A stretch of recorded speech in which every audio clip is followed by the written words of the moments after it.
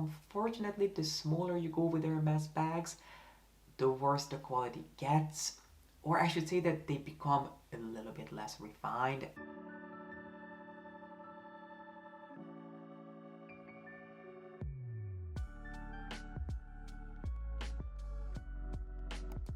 Hello, my friends. There are two things that I would assume most of us love Hermes for. One, their effortless elegance, and two, their unmatched quality standards. Because even when I see an Hermes launch that isn't necessarily my aesthetic, there is one thing that never comes into question, which is that the quality is going to be outstanding. But should it? Should we question Hermes' quality from time to time? Well, in today's video, we'll be going over some Hermes pieces that, in my experience, did not live up to the quality standards that we have grown accustomed to seeing and expecting from Hermes. And I felt that it was important for me to talk about these because the last thing I would want for you to be is disappointed after spending thousands and thousands of dollars on some of these pieces. So without further ado, if you'd like to nitpick with me and talk about some common Hermes slip-ups, including what to look out for when you're buying a Mini Kelly, then please be sure to give this video a thumbs up and keep on watching. One thing that I would like to clarify before we get into talking about any one of these pieces is that obviously I'm not expecting my luxury purchases to be indestructible. I'm very much aware that the more you use and love them, the faster they'll start showing some signs of tear and wear. But when it comes to these particular pieces, I felt that those signs started showing a lot quicker than I would have wanted them to, especially for the price. But just know that nothing is going to be completely indestructible no matter how much you pay for it. But these pieces I felt you should know about in case you are planning on spending the money on them. And the first pieces that I noticed having this really common mistake, not only on my pieces that I own, but also the pieces of my friends, and even pieces that are being sold online pre-loved. The first line that we're going to be talking about is the infamous CDC line, which I happen to be a big fan of. But one thing that I wanted to make you aware of is that the more you use them, the more you'll start seeing this little half moon shaped sign forming on all of your CDC pieces. It doesn't matter if we're talking about their CDC line in their leather collection, when it comes to their bracelets, or even their fine jewelry.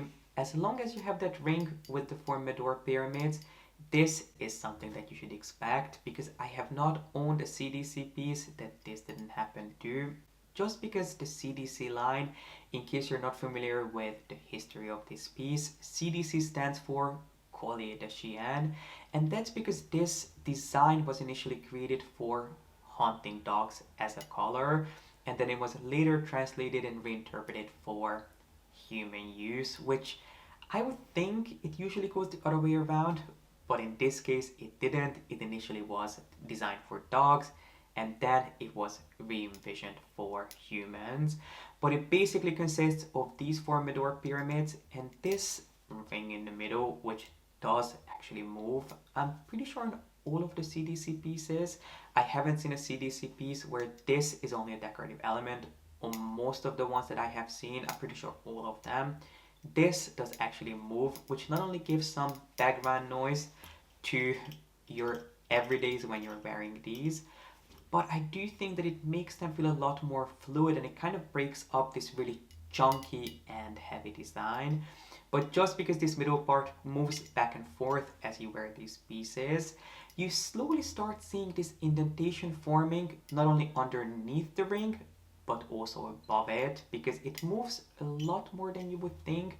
Or it's possible that I wear my CDC pieces upside down at times, which is possible. I'm not going to say that it isn't, but interestingly, I have also noticed this on these CDC pieces that my friends have, from the really thick original CDC belts that some of my friends own, all the way to their original CDC bracelets. But I just wanted to let you know that this might happen to your CDC pieces, and it's not something that Hermes is able to fix. Obviously, having a little mark on your bracelets or on your belts is not going to be the end of the world.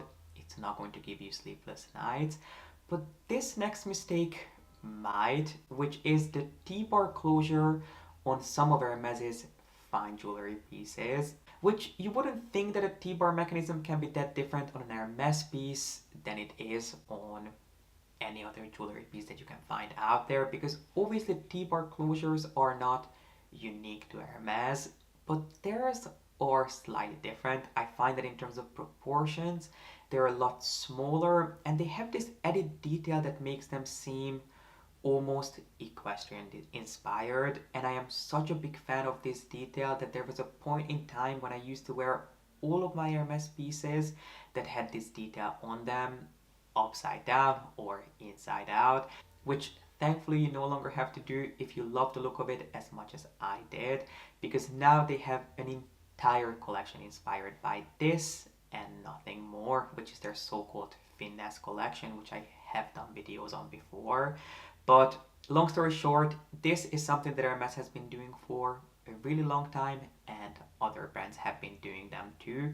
But Hermes's is slightly different, but not in a good way. Even though it looks phenomenal, I love the simplicity and that little detail that just makes it stand out a little bit more on the bar itself.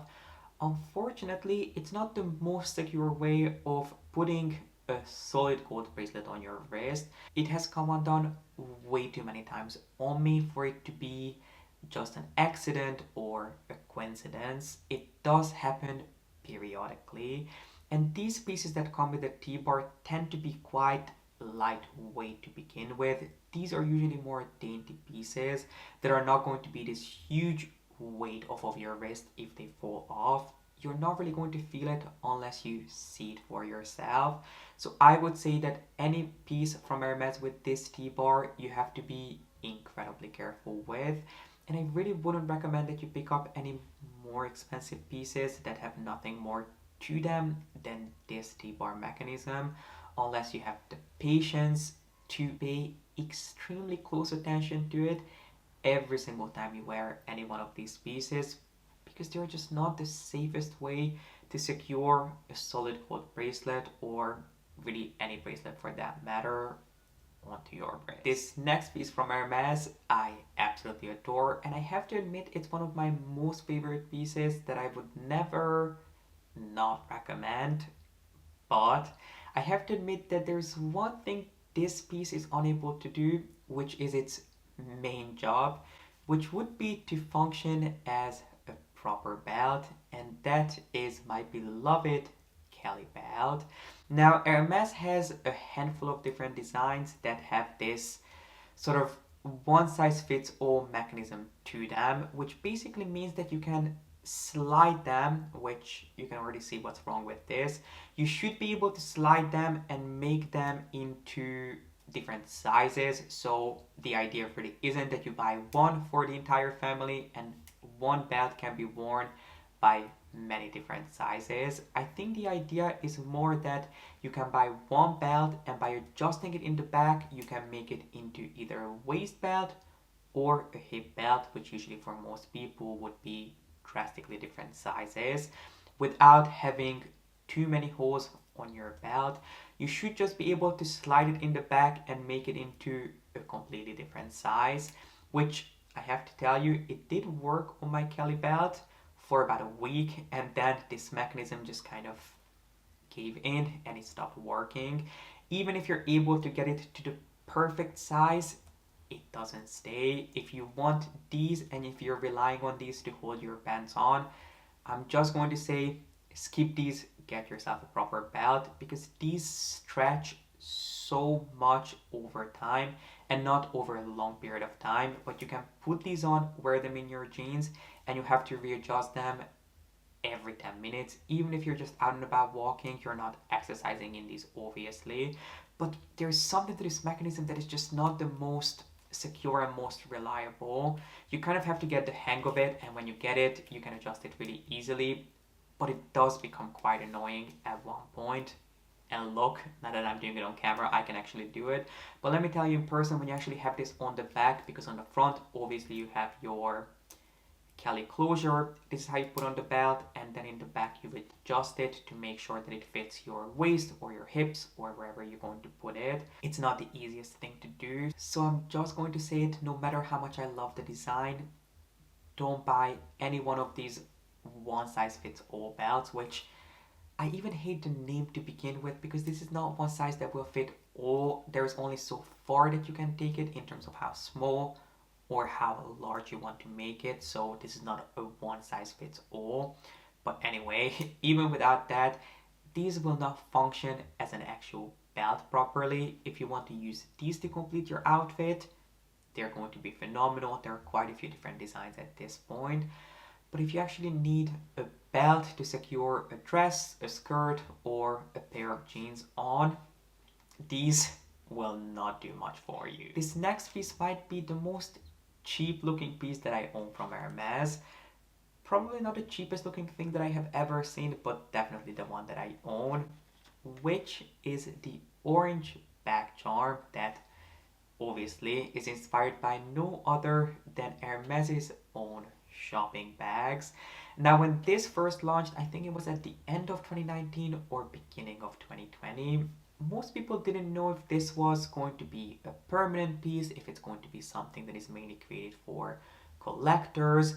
There really wasn't too much information out there about this piece. So when I got offered, I think I bought two of them in the end. I think I got offered one, and then I ended up getting one as a Christmas gift, I believe.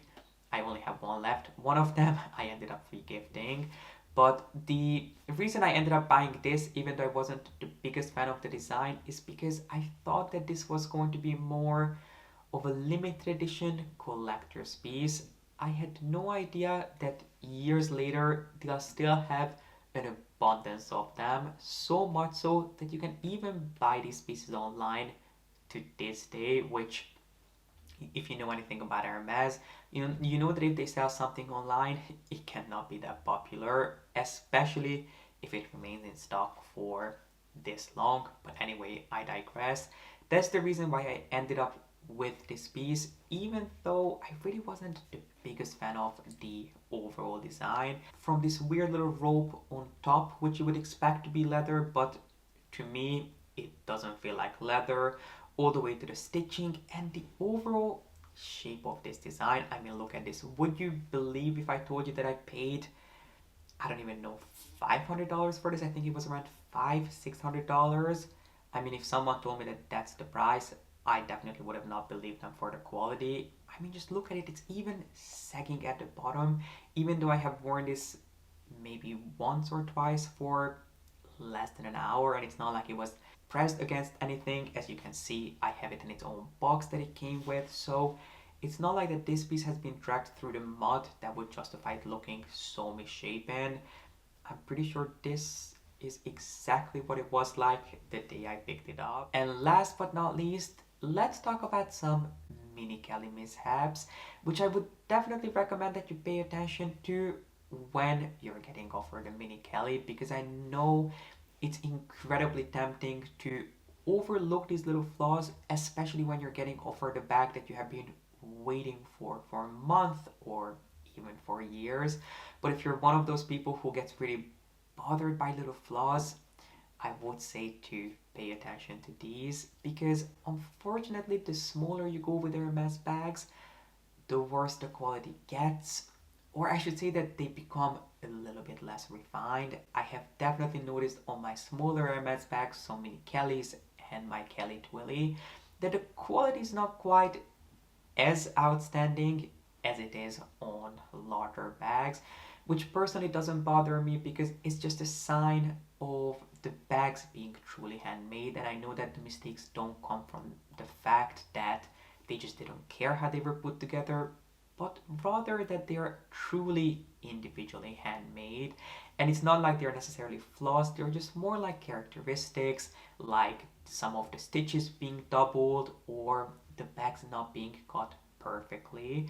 And I have been really lucky with my Mini Kellys, but I have heard from two of my friends that they were not quite as fortunate as I was when it came to their Mini Kellys, because I happen to have two close friends whose Mini Kellys on the top flap, which you would expect to be perfectly straight, theirs was cut slanted. Now, I'm not saying that they are so drastic that you could see them from the far and you could spot that that's a mistake, but when you actually put them side by side to another Mini Kelly, or if you take a ruler and measure each side of the flap, which one of my friends actually did, you can definitely notice that the corners are not exactly even. I think hers was off by just under a centimeter, which, I mean, that is a big difference, especially if you're paying over $8,000 for a bag. So that's just something for you to keep in mind. You might want to take a really close look at the flap of the bag that you're buying, and definitely have a scroll online at some pre-loved sites to see if I notice the same being the case on some bags that are currently being sold. But you know, it's just something to keep in mind. It might be worth it for you to still get a bag if it's not something that would bother you, because it's just a sign that the bag was handmade. Or if you get really bothered by these little details and once you pick up on it, you cannot unsee it, definitely have a close look in the boutique. I personally think that Mini Kellys are still amazing pieces. I feel like as time goes on, even though they remain popular, they get more and more criticism. I personally love the way they look. I do think that they pack a punch when it comes to how much you can fit into them, and they're really quite flattering on most people, even if you think that a Mini Kelly is too small for you and you couldn't pull it off. In my humble opinion, it's all about the styling. That's the secret. If you're larger built like I am and you want to pull off a bag that's smaller, be it a Mini Kelly or a mini bag from any other designer, what I tend to do is I tend to go more oversized with my outfit to help counterbalance that really petite nature of the bag. I would definitely not do something really formal and structured and tight with a smaller bag, because it would just kind of look strange on me, I find. I tend to go a little bit more slouchy and oversized with my ensemble, which I then complete with a smaller bag. So there is something to visually counterbalance that. So if you're thinking about a smaller bag, that might be something that you want to give a try. But make sure that whenever you're picking up your Mini Kelly, you do take a very close look, because as I said, it's possible that that top flap or the stitching might not be as perfect as you'd want it to be for the price. And even though the list goes on, this completes today's video. I don't know if you have the time to watch me ramble for like 20 more minutes, but I do have about 5 or 6 more pieces to discuss from Hermes, which I would love for you to know about before you pull the trigger. So let me know in the comment section if you'd like to see a part 2 to this video, or give it a thumbs up, just so I know that this is something that you enjoyed watching, because I didn't realize that I have this many pieces to talk about. But for now, I really hope you enjoyed it and found it helpful, and please let me know in the comment section if there are any pieces that you've had some issues with, either firsthand or pieces that you've heard of not being the best quality. I would love to know. And for now, thank you so much for watching. I appreciate you being here, and if you enjoyed this video, make sure to give it a thumbs up and don't forget to subscribe, so I can see you back here with a new video really soon. But for now, bye.